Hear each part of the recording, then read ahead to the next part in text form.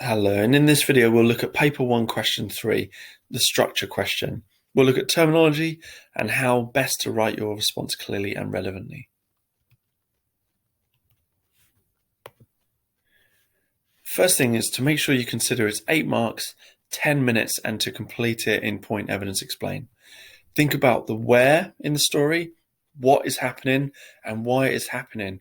And also, how does reading about this in this moment add into the overall story? So it's about a collection of paragraphs and how they link to the next one following, so that we can get from the beginning through the middle and the point of changes in the story to the end, and think about at the end of the story, everything has changed. The characters should never be the same at the end of the story as they are by the beginning. It's a 10-minute question for 8 marks to be written in point, evidence, explain. So firstly, read the question carefully, but please ignore the second half of the question. Use the bullet points so that you can consider the writer's sequencing being the progress through the story, beginning, middle, and end.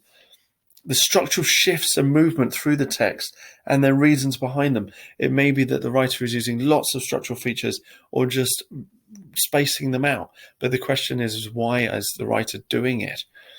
Practice examining patterns. Is the pace fast or slow? Is the mood happy or sad? Or is there tension building? Are characters using dialogue? How do we move from the beginning to the end? What's evolved and changed in the lives of the characters on this journey? Make connections between each phase of the story. But as I said before, it is important you look at just the second half of the question and delete it off, because it's only the first half that will actually gain you marks. How has the writer structured the text to interest you as a reader? It doesn't matter if it interests you, and we don't want to know anything about readers. As it says in the quote underneath by the examiner's report from 2019, a significant number of students continue to make overgeneralized comments that interests the reader. It makes the reader want to read on. This doesn't show any understanding of structural features and how they're used in the story, and it cannot even be credited at level 1, simple and limited. So please don't use them. There are lots of structural features. We have them all here. They're in your booklets. They're online. We've done different videos in Google Classrooms, and there's videos on YouTube that you can access for structural features. Here is a list of your structural features. We don't have time to go into them all here, but please learn as many of them as you can. Again, a lot of these are going to come up in every single text ever told. There will almost, for instance, must be a beginning. There must always be an end to your exam. And there will be a number of them here that will come up in every text, but some of them will come up in some of the text. And the more you know, the quicker and easier you'll find, and more confidently you'll find them in the text itself on the exam day. Think about what the writer is doing in the story. Are they zooming in from something big to something much smaller? And if we're focusing on something very specifically, why? How do we move through time? Whether it's beginning, middle, and end, whether it's the morning, evening, afternoon, night time, whether it's the past, present, future. How is the shift between different time frames recorded by the writer? Where do new characters come into the story? Every time a new character comes into the story, they alter it, they add to the story. Why? Why come into the story there? Why not earlier or later? How do we move through from the inside setting to the outside? And how do things change? How do we move from physical actions to internal thoughts? If we go into the thoughts of a character, why? What is it about their thoughts that we need to know at that point of the story? How do we change perspective from different points of view to different characters? Think about different places. Think about the break also of a timeline. If a story is in chronological order, we are seeing the characters move through the story. But if we flash forwards with what's called foreshadowing, with little clues for what's going to happen later in the story, or if we do flashbacks, why? Why go into the exposition of a character? What does it tell us about that person? You can use a writing frame for this one. So think about linking your paragraphs. So what happens first, or the beginning? What happens next? And then this happens. And finally, at the end of the story, this happens. So sequencing is really important. Take us through the story, but don't just repeat the story to me because I've read it. Link your paragraphs for how the story and the characters in the story develop and move through it. So you can, for an example, have the first paragraph in the beginning the writer focuses on, and then go on to use terminology and use your quotes and explain why the writer's done it. But beginning and focus are structural features. So it's a good opening sentence starter because you're already getting terminology in to your response.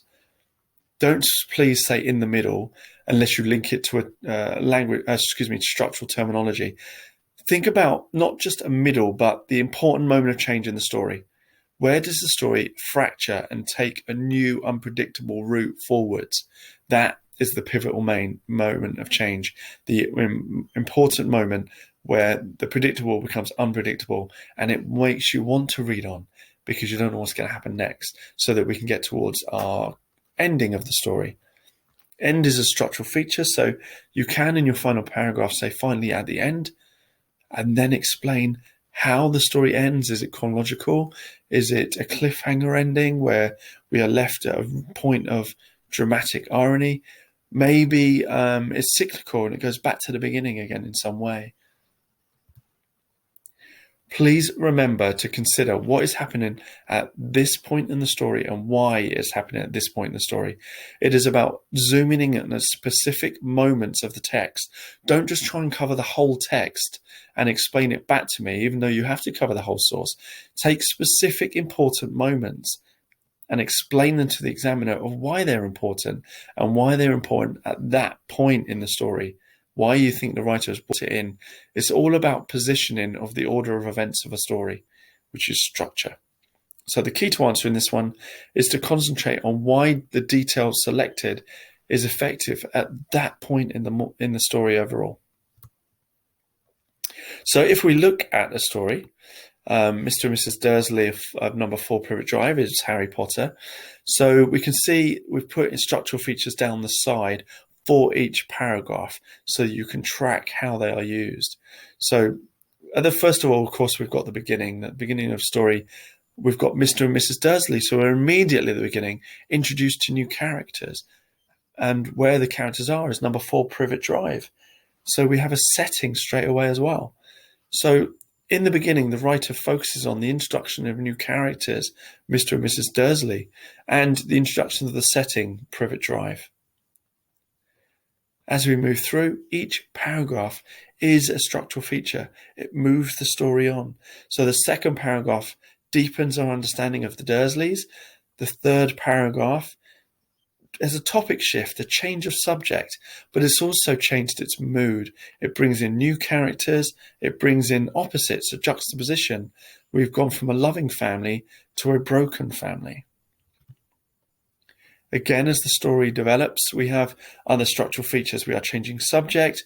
We are bringing in foreshadowing now with mysterious things would soon be happening all over the country, but we don't know what those things are. We have dialogue as we go through. The pace changes. We have numerous changes that the writer is using on purpose to develop a deeper sense of character and story for you. Your job is to find out what they are and why they happen there in the story. How are they helping the story to deepen and develop? So we have an example here from a mark scheme for level 3 clear and relevant for structural features.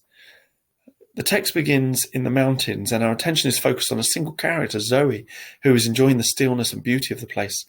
When the second character, Jake, joins her, they both appreciate the tranquility, the silence, as they start to ski down the mountain.